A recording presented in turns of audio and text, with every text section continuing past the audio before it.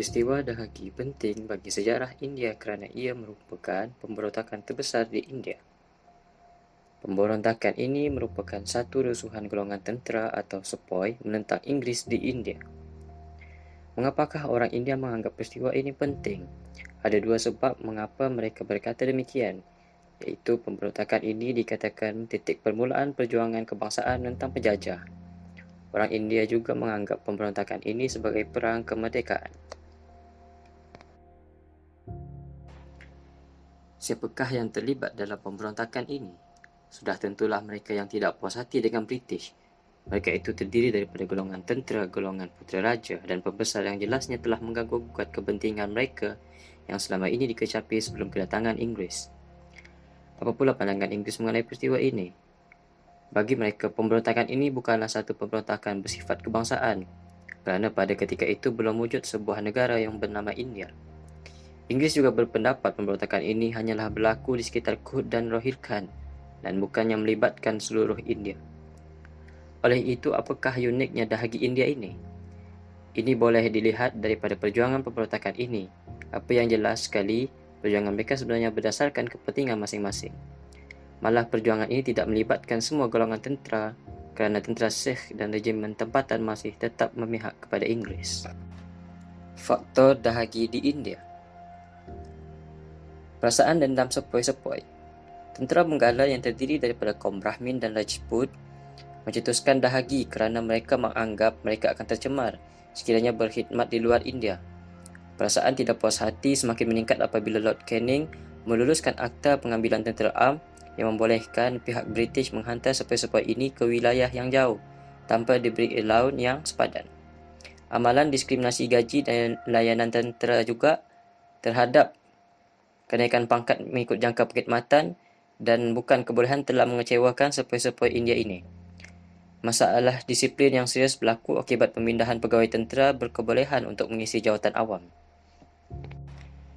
Selain itu, pengenalan senapang rifle Royal Enfield PS-53 telah menyemarakkan lagi perasaan tidak puas hati di dalam kalangan tentera sepoi.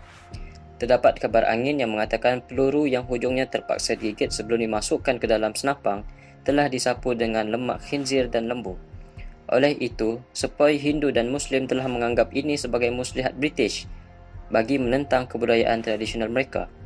Walaupun peluru itu ditarik balik, tapi perasaan tidak puas hati terus memuncak sehingga akhirnya mereka menganggap British cuba untuk mengkristiankan mereka. Perubahan sosial. Pengenalan perubahan sosial ala barat telah menjejaskan cara hidup penduduk tempatan. Governor Jeneral William Bentinck telah menghapuskan adat resam orang India seperti suti, tugi dan pembunuhan bayi perempuan. Lord Dalhousie pula meluluskan undang-undang mengesahkan perkahwinan balu Hindu. Walaupun British bertujuan memperbaiki kehidupan mereka, tetapi mereka masih belum bersedia menerima idea-idea barat ini. Penyebaran pendidikan British dianggap sebagai percubaan untuk mengkristiankan mereka. Pengenalan teknologi barat juga dianggap sebagai langkah mencemarkan agama Hindu. Di wilayah tawanan, banyak keluarga kehilangan tanah kerana tidak dapat membuktikan hak milik secara sah. Tanah itu telah diambil alih oleh British. Perasaan tidak puas hati terus memuncak apabila tentera asli dibubarkan selepas suatu wilayah diambil alih. Politik.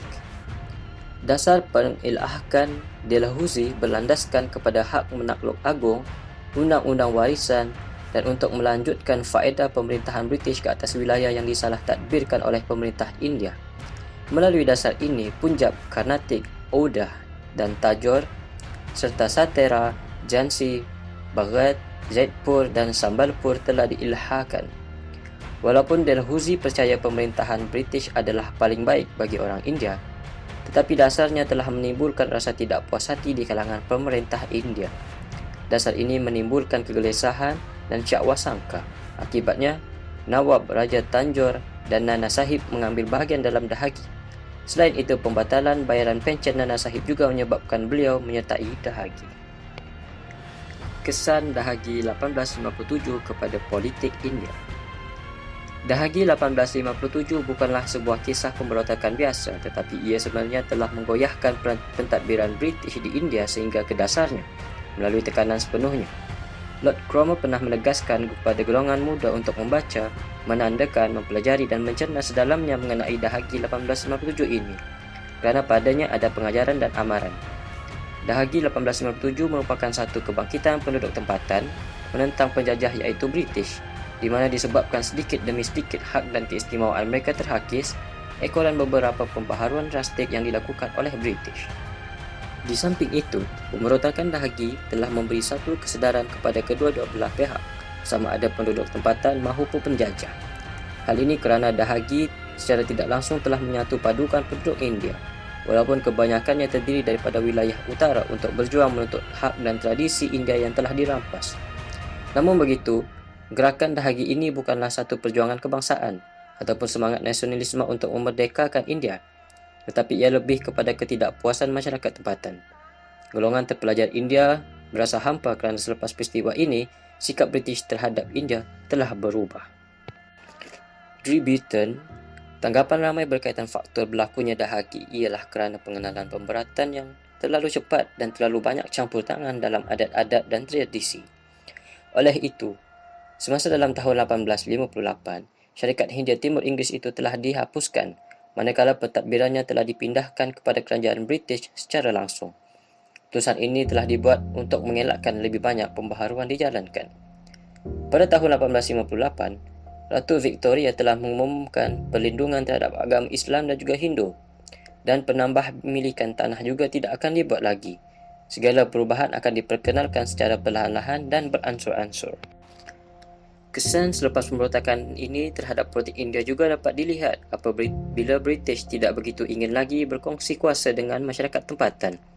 Mereka juga kurang berminat terhadap golongan yang pendidikan barat, dan lebih pasti bahawa mereka lah yang akan menjadi pemerintah India yang kekal. Hal ini demikian kerana mereka menganggap bahawa mereka lah yang paling layak untuk mentadbir India. Ianya ada ditekankan oleh Sir John Strachey yang menyatakan bahawa jika pemerintahan mereka berakhir, maka akan bermulanya anarki serta huru-hara dan hakikatnya. Harapan India pada waktu itu terletak pada kelangsungan kerajaan yang dermawan dan kuat yang terdiri daripada orang-orang Inggeris.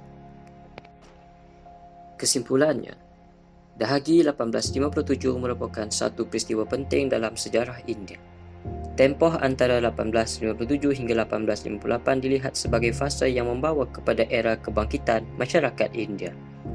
Suasana penentangan yang berlatar belakangkan pelbagai faktor, terutamanya rasa tidak puas hati akibat pembaharuan dalam pentadbiran, ekonomi dan juga sosial, telah memberi kesan bukan sahaja kepada British, tetapi juga kepada masyarakat India keseluruhannya, yang mana telah menimbulkan keadaan yang tidak aman di berbagai wilayah. Walaupun perjuangan ini berlaku sekejap sahaja disebabkan kelemahan-kelemahan dari pihak penentang tersebut, namun ianya sedikit sebanyak telah memberi kesedaran kepada dua-dua pihak yang terlibat.